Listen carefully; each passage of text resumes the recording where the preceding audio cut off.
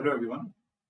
CSR NET physical science सितंबर 2022 जो है, इसमें हम पार्ट सी के सॉल्यूशंस कर रहे थे और आज हम इलेक्ट्रॉनिक्स के सब्जेक्ट के जो 4 क्वेश्चंस आए हुए हैं उनको आज हम डिस्कस करेंगे। इससे पहले मैं आपको बता दूं, अगर आप पेड कोर्स लेना चाहते हैं सीएसआर नेट फिजिकल साइंस का, तो यहाँ आपको 25% का डिस्काउंट मिल सकता है। आप ये कूपन कोड का यूज कर लेना, ठीक है। चलिए अब हम लोग स्टार्ट करते हैं। देखो, इसमें फर्स्ट क्वेश्चन में कहता है कि लिक्विड ऑक्सीजन सिलेंडर सिस्टम को फिट किया गया है एक लेवल सेंसर और एक प्रेशर सेंसर की मदद से। आउटपुट्स जो हैं एल और पी के, they are set to logic high. Logic high जो है ये हमें मिल रहा है कब? जब मेजर्ड वैल्यूज एक्सीड कर जाती हैं थ्रेशोल्ड वैल्यूज से, है ना। जब हमारे पास जो मेजर की जा रही हैं वैल्यूज इन सेंसर के द्वारा, अगर वो थ्रेशोल्ड वैल्यू से एक्सीड कर जाती हैं तो आउटपुट जो है वो मुझे क्या मिलेगा? हाई मिलेगा। कहता है कि सिस्टम जो है वो शट ऑफ कब होता है, उसकी कंडीशन दे रखी है। सिस्टम शट ऑफ कब हो सकता है, यानी यहां पर शट ऑफ सिग्नल आपको कब मिलेगा, इसकी कंडीशन आपको दे रखी है। सबसे पहला कहता है आइदर एस का वैल्यू हाई होना चाहिए या फिर ऑक्सीजन का जो लेवल है in the tank that falls below the threshold value. Okay, तो काफी मतलब घुमा फिरा के ये क्वेश्चन पूछा गया है लॉजिक गेट से ही बेस्ड, लेकिन इसका सॉल्यूशन बहुत अच्छा है। देखिए हम इसको आपको करवाते हैं। शट ऑफ सिग्नल की जब बात चल रही है, इसका मतलब यह है कि आउटपुट 1 मिलना चाहिए। कब? दो कंडीशन पर, या तो फर्स्ट वाली कंडीशन फुलफिल हो कि एस इज इक्वल टू 1 मिल जाए या फिर एल इज इक्वल टू 0। देखो ना क्वेश्चन में क्या दे रखा है आपको, शट ऑफ सिग्नल कब हो सकता है, यानी शट ऑफ सिग्नल जो है उसकी वैल्यू हमें कब मिलेगी? हाई। 1 वैल्यू कब मिलेगी? आइदर एस का वैल्यू हाई है, या तो आइदर एस का वैल्यू हमारे पास 1 के इक्वल है, और या फिर हमारे पास जो है ऑक्सीजन लेवल थ्रेशोल्ड वैल्यू से बिलो जा चुका हो। तो अगर बिलो चला गया तो एल का वैल्यू 0 मिल जाएगा आपको। हाई होता मतलब लार्ज, अगर ग्रेटर देन होता, लार्जर होता थ्रेशोल्ड वैल्यू से, तो एल का वैल्यू 1 होता हमारे पास। ठीक है, तो ये दोनों में से कोई भी एक कंडीशन भी अगर फुलफिल हो जाती है तो वाई आउटपुट आपको 1 मिल जाएगा। तो आपने यहां पर ये बताना है कि जो एक्स वाई जेड हैं लॉजिक गेट्स, ये क्या होने चाहिए। ठीक है ना, X Y Z logic gates क्या हमारे पास होने चाहिए। चलिए एक चीज और है, देखो यहां से Z जो लॉजिक गेट है वो तो नॉट है, ये तो कंफर्म्ड है, क्योंकि ये जो है ना चारों ऑप्शंस में नॉट गेट गिवन है, इस वजह से ये तो हमारे पास कंफर्म है। ठीक है, अभी देखो, एक तो मैंने आपको बताया S इज इक्वल टू 1 हो। अगर S इज इक्वल टू 1 होता है तो यहां से दो पॉसिबिलिटी बन सकती हैं, या तो L का वैल्यू 0 होगा या L का वैल्यू 1 होगा। दूसरी तरफ अगर हमारे पास L इज इक्वल टू 0 होता है तो यहां से भी दो कंडीशन बन सकती हैं, या तो S का वैल्यू 0 होगा या S इज इक्वल टू 1 होगा। तो एक तरीके से हम ऐसा कह सकते हैं कि S और L की क्या क्या पॉसिबल वैल्यूज हैं जिनके लिए आपको आउटपुट Y का वैल्यू 1 मिल जाए। तो वो मैं यहां लिख रहा हूं, ठीक है। देखो 1 0, यहीं से ऊपर से लिख रहा हूं, ठीक है ना। 1 0 1 1 0 0 एंड 1 0। बताइए, बट ये जो फर्स्ट और फोर्थ है ना, ये तो सेम ही है ना। S is equal to 1, L is equal to 0, तो सेम ही है। तो आप एक बार लिखो चाहे दो बार लिखो, बात तो एक ही है ना। तो मैं एक काम करता हूं, इसको एक ही बार इंक्लूड कर लेता हूं। 1 0 1 1 0 0, ये हमारे पास इनपुट S और L की वैल्यू होनी चाहिए to get the value Y equals to 1। Y को 1 होने के लिए ये दो हमारे पास S और L की, मतलब ये तीन वैल्यूज हमारे पास पॉसिबल होनी चाहिए। ठीक है, चलिए अभी हम लोग जो है ना ऑप्शन से ही चेक कर सकते हैं कि हमें कौन सा वाला जो है ना लॉजिक गेट मिलेगा एक्स और वाई की जगह, मतलब कौन सा लॉजिक गेट होना चाहिए so that output Y will be 1। Okay, तो अभी देखो सबसे पहली बात यह है कि जो Z है, क्योंकि वो एक नॉट गेट है, क्योंकि वो एक नॉट गेट है, इसलिए यहां पर जो आपको मिलेगा ना, जो मैंने रेड से शो किया, यहां पर जो आपको आउटपुट मिलेगा इस केस में यहां मिलेगा आपको एल बार और एस बार, नोट गेट होने की वजह से। तो मैं काम करता हूं, यहां से एल बार और एस बार लिख लेता हूं। तो क्या क्या होगा देखो, 1 0 1, यहां होगा हमारे पास 0 0 1। सही बात है, जहां पर एल की जगह 0 आ रहा हो वहां पर 1 लिख देंगे, क्योंकि बार लग गया ना अब यहां पे, तो वही मैंने कर दिया। करेक्ट है। अब मुझे एक बात बताओ, एक्स और वाई क्या होना चाहिए। अब वाई में मुझे देखो तीनों केस में ना 1 मिलना चाहिए, क्योंकि मैंने आपको सबसे पहले स्पेसिफाई कर दिया था कि क्वेश्चन के अकॉर्डिंगली वाई का वैल्यू दो ही केस में पॉसिबल है। या तो x का वैल्यू 1 हो या l इक्वल्स टू 0 हो। ठीक है, तो मुझे अब इन तीनों केस में y का वैल्यू 1 मिलना चाहिए, तो मैं उसके लिए x और y कौन से वाले लॉजिक गेट्स का इस्तेमाल करूं, ये क्वेश्चन पूछ रहा है। ठीक है, देखो अगर हम फर्स्ट ऑप्शन को चेक करते हैं, बारी बारी से चेक करना पड़ेगा ना यहाँ पे, तो फर्स्ट ऑप्शन को एक बार चेक करो। x हमारे पास और गेट है, y हमारे पास एंड गेट है। ठीक है, चलो यहां पर देखते हैं, x हमारे पास और गेट है, यानी इसका आउटपुट होगा L बार प्लस में S बार, और गेट है ना, तो L बार प्लस S बार। और Y हमारे पास एंड गेट हो, तो एंड गेट जो है इसके दो इनपुट्स कौन कौन से हैं, एक तो X है, देखो ध्यान से, एक तो X है और दूसरा S से आने लग रहा है, इस प्रकार से है ना, ऐसे आने लग रहा है S, तो हमारे पास हो जाएगा X इंटू S। सो X इंटू S, ये आपकी बात सही बात है। अच्छा, अब देखो एक बारी बारी से जो है ना वैल्यूज लिख लो अब इनकी। x equal to L bar plus S bar, तो क्या कहेंगे, देखो 1 प्लस 0 1, 0 प्लस 0 0, 1 प्लस 1 1। y में आ जाओ, इसके बाद x और h का मल्टीप्लीकेशन है, क्योंकि एंड गेट है ना, तो दोनों मल्टीप्लाई होंगे, तो दोनों मल्टीप्लाई होंगे। देखो 1 इंटू 1 कितना हो गया 1, 1 इंटू 0 कितना हो गया 0, मिलना चाहिए था 1, 0 मिल गया, इसका मतलब फर्स्ट ऑप्शन गलत हो गया। फर्स्ट ऑप्शन गलत, यहां से पता चलता है कि फर्स्ट ऑप्शन रॉन्ग है। ठीक है, अब चलिए सेकंड ऑप्शन को चेक करते हैं। सेकंड ऑप्शन में रिवर्स दे रखा है, मतलब x एंड गेट है और y हमारे पास और गेट है। तो सेकंड ऑप्शन के केस में आपको दे रखा है x is a and gate, यानी ये हो जाएगा l बार s बार, और y हमारे पास और गेट है, यानी ये हो जाएगा x प्लस s। फिर दोबारा से टेबल बनाने की आवश्यकता है, तो इनको मिटाओ यहां से, एक बार फिर दोबारा से टेबल बना के देखो क्या मुझे y का वैल्यू तीनों केस में 1 मिल रहा है क्या। तो देखो एक बार, L बार इंटू S बार, तो दोनों को मल्टीप्लाई करना है, 1 इंटू 0 इज 0, 0 इंटू 0 0, 1 इंटू 1 1। ठीक है, अब y पर आ जाते हैं, y का वैल्यू कितना है x प्लस s, तो इसको और इसको आपने अब ऐड करना है। देखो 1 plus 0 is 1, 1 plus 0 is 1, 0 plus 1 is 1, ये लो तीनों केस में 1 मिल गया, तीनों केस में 1 मिल गया। इसका मीनिंग हो गया कि हमारे पास सेकंड ऑप्शन करेक्ट होगा, एंड और नॉट। अब आगे के ऑप्शन आप चेक करना चाहो तो चेक कर लो, बाकी यहां से तो मुझे पता चल ही रहा है कि तीनों केस में मुझे y का वैल्यू कितना मिल रहा है 1 के ऊपर। तो ये आपसे 5 मार्क्स में क्वेश्चन पूछा गया था। ठीक है, चलिए नेक्स्ट देखते हैं।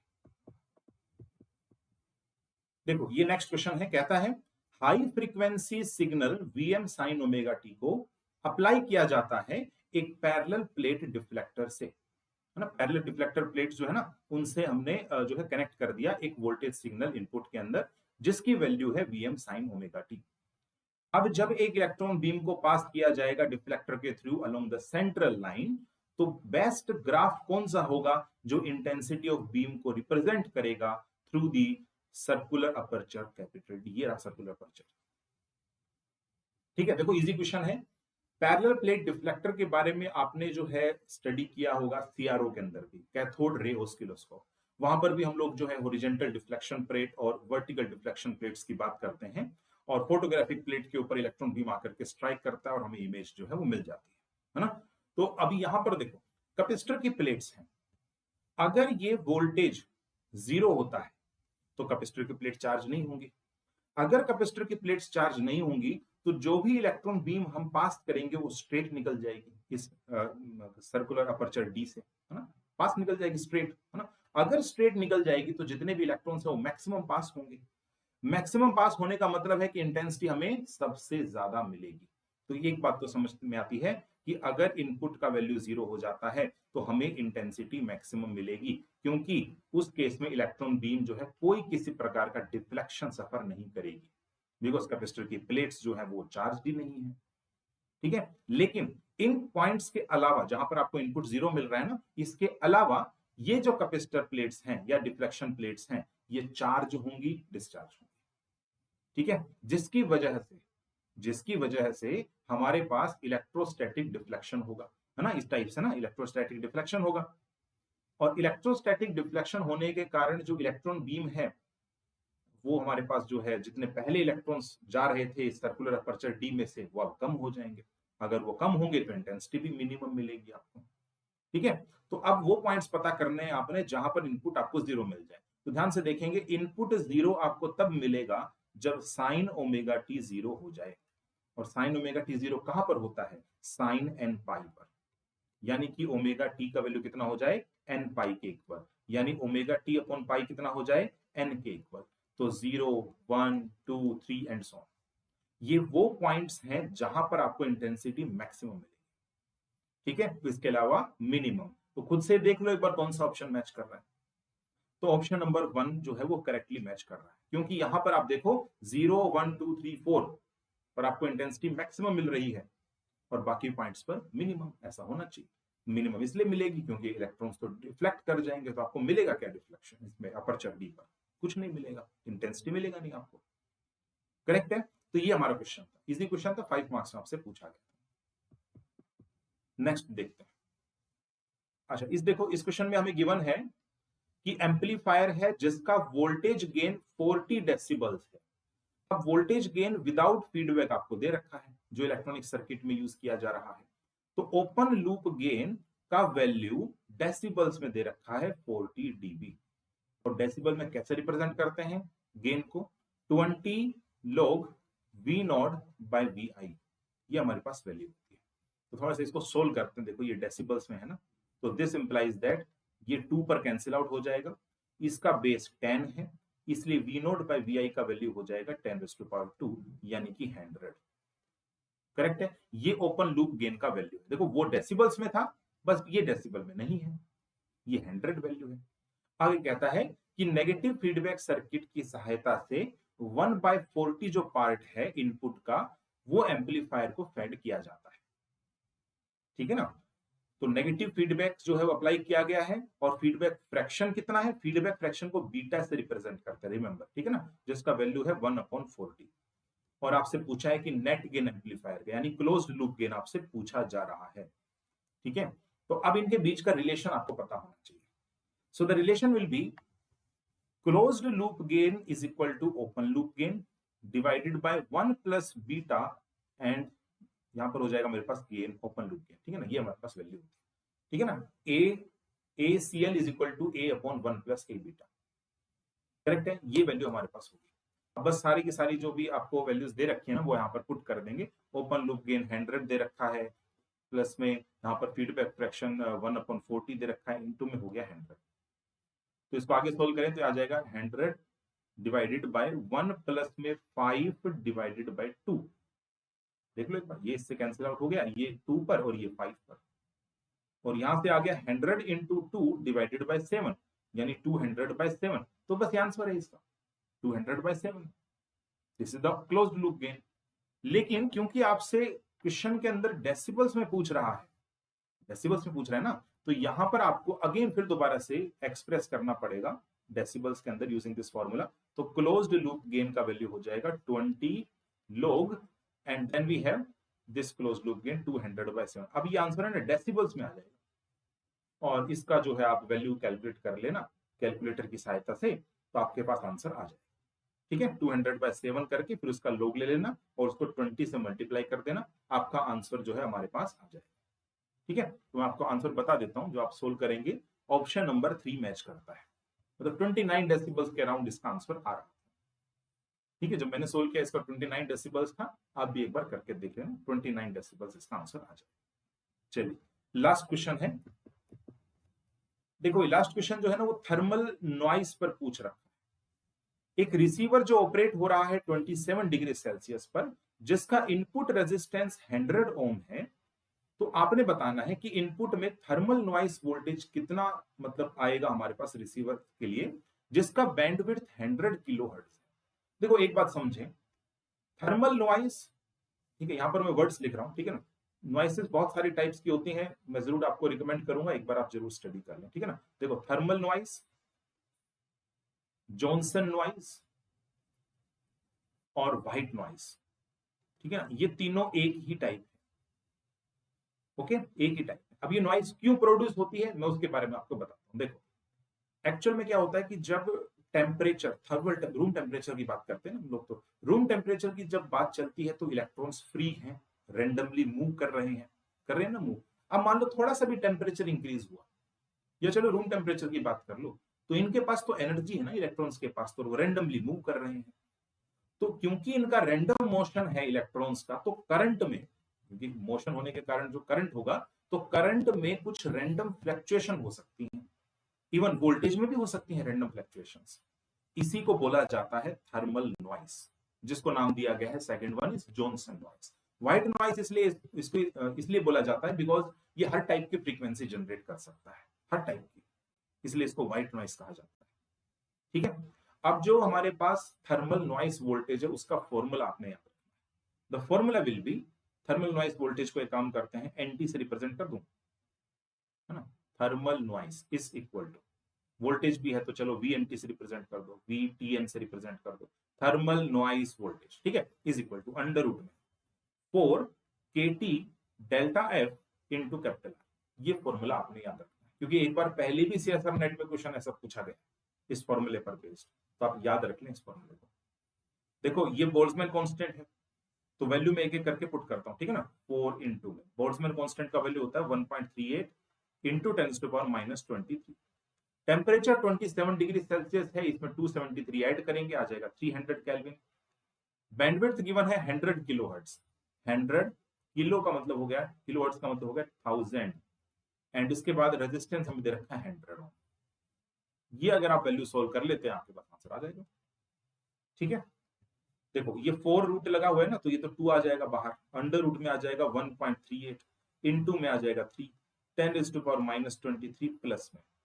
अब देखो ये जीरो काउंट करो कितने, 2 2 4 2 6 2 8 और एक 9, ये हमारे पास -23 प्लस 9 होते हैं 10⁻⁻14, और 10⁻⁻14 का रूट हटाएंगे तो क्या आएगा 10⁻⁻7।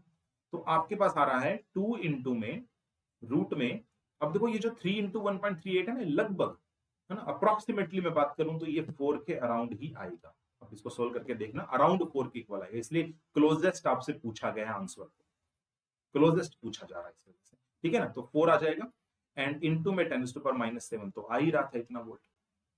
ठीक है, अंडर रूट 4 हटाएंगे तो 2 आएगा, 2 इंटू 2 4 हो गया, तो आंसर मेरे पास आ जाता है 4 इंटू में 10⁻⁻7 वोल्ट, जिसे मैं लिख सकता हूं 4 इंटू 10⁻⁻1 इंटू 10⁻⁻6 वोल्ट, यानी आ जाएगा 0.4 माइक्रो वोल्ट। बताइए, ठीक है, तो मेरे पास इसका आंसर हो जाएगा option number 4, 0.4 micro volt is the correct answer. ठीक है, तो ये थे हमारे पास में questions based on the electronic subject, जो कि पार्ट सी में 5 मार्क्स में पूछे गए थे। इसके अलावा 3.5 में भी पूछे गए थे, जैसे एन मॉसफेट पे पूछा गया था एक क्वेश्चन, इसके अलावा एक डार्लिंगटन पेयर पे पूछा गया था बीजेटी ट्रांजिस्टर पर। ठीक है, और इस प्रकार से हमारे पास 2-3 क्वेश्चन पूछे गए थे। सो आपको अच्छे से क्लियर हो गए होंगे ये जितने मैंने क्वेश्चन करवाए हैं आपको, आज ये इलेक्ट्रॉनिक सब्जेक्ट के थे। ठीक है, फिर भी अगर आपको कोई प्रॉब्लम आती है स्टडी से रिलेटेड, क्लास से रिलेटेड, उसके लिए आप ये टेलीग्राम चैनल को ज्वाइन कर लें। आल्सो आप इस यूट्यूब चैनल को सब्सक्राइब करें, ताकि आने वाली जो नई वीडियोस हैं इनका नोटिफिकेशन आपको टाइम टू टाइम मिलता रहे। आल्सो बेल आइकन को भी प्रेस कर लेंगे। ठीक है, और अगर आप पेड कोर्स की तरफ जा रहे हो ना, तो 25% डिस्काउंट के लिए ये कूपन कोड का आप लोग यूज कर लें। ठीक है, चलिए, थैंक यू।